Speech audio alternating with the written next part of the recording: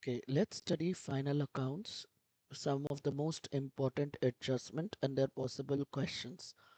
We are discussing about outstanding and prepaid of expenses and accrued and received in advance of income. Outstanding expense means expense due but not yet paid. That means the amount given in the trial balance doesn't include this amount, but it should have been paid. We follow accrual basis, so we need to consider this. So how we will handle this is, if it's an outstanding expense, for expenses we use the word outstanding, for income we use the word accrued. One thing is common for outstanding should be added, whether it is income or it is expense, we will add this. Where do expenses come? If it is a direct expense, it will come in trading account. If it is an indirect expense, it will come in P&L account. So outstanding has to be added. As you know, income comes on P&L credit side, so it would be added on P&L credit side. Now comes the treatment in finance position statement, that is balance sheet. Outstanding of expense is liability, but income is opposite of that. So opposite of this, outstanding of income is asset. Outstanding expense means you will have a tension of paying in future, whereas outstanding income means you have to get this money from someone in future. Now, when it is prepaid has to be deducted. It is not of this time period but future time period. So whether it is expense or revenue, we minus that. Expense comes in P&L debit side or trading debit side depending on direct, indirect, and P&L credit side income comes. Expense is asset and income is liability. Let's see some examples. Say you are given here, for example, you are told here that salaries, you are given a trial balance. On which date? 31st March 26.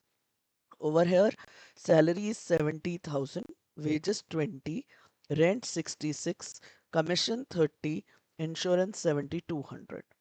You are told salaries are paid for 10 months. So let's try and calculate this. So over here, our salary should be how much? Salary would be 70,000 is for 10 months. So per month, 7,000 is outstanding. How many months in the year? 12. So it's paid for 10, outstanding for 2 months. How much? 14,000.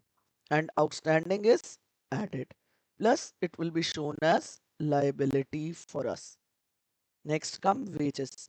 Wages amounted to 1500 per month. So 1500 into 12 turns out to be 18,000. I should have paid 18, but I've paid 20,000. So prepaid wages is the difference. You have paid 2,000 in advance to some of your employees. This is your asset and this would be deducted also. Where? Because wages is direct expense minus in trading account. Let me show these two first, then we'll come to the other items of income side. So here I write in my P&L account, salaries, the amount paid by me is 70,000 plus outstanding 14,000, outer column 84,000. Then I come to my next thing, which is wages. Wages, I have paid 20 minus prepaid 2,000, outer column 18,000. Let's show the same in balance sheet also.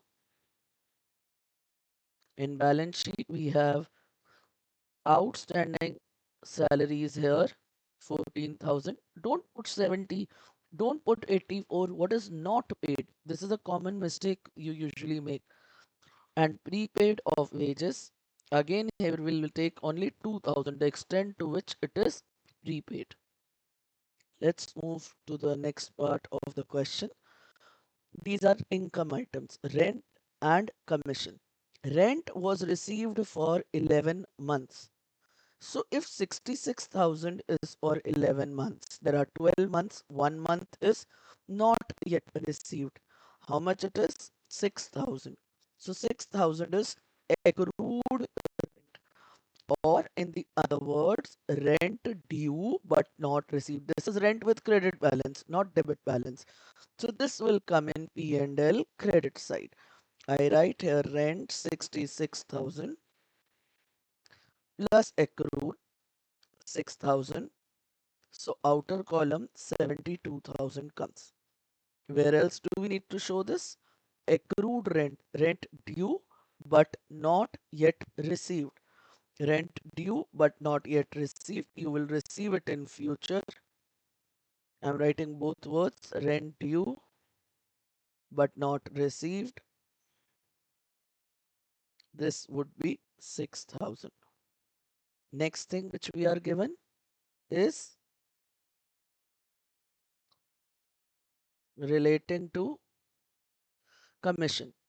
Commission is 33,000, 30,000, sorry. You are told one third of commission, one third is 10,000, is received in advance. This is commission with credit balance. This comes here. Commission 30,000 minus received in advance, which is one third, 10,000. Outer column 20,000.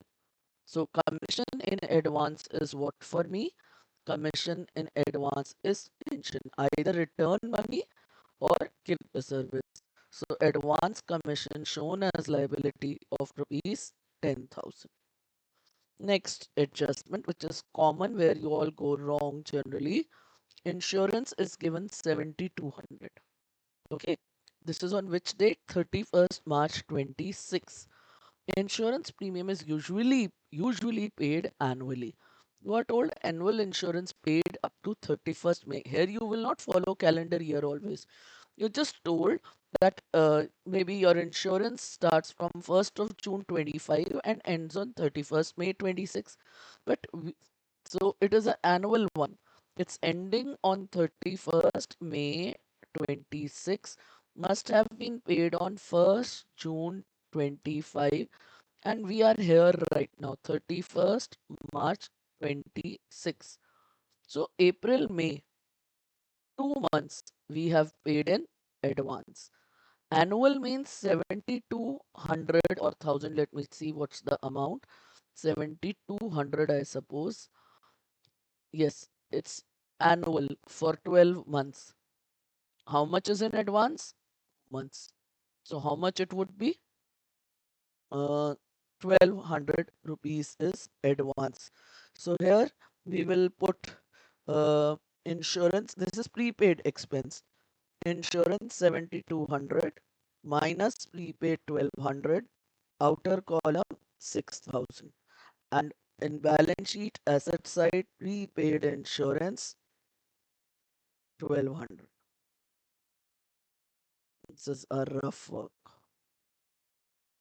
That's how we treat. Remember, outstanding or accrued plus. Advance is always minus. Expense on debit side, revenue on credit side. Outstanding of expenses is liability, prepaid is asset. Whereas accrued of income is asset, whereas advance of income is liability. So if you remember this table, it's easier to solve these questions. Thank you.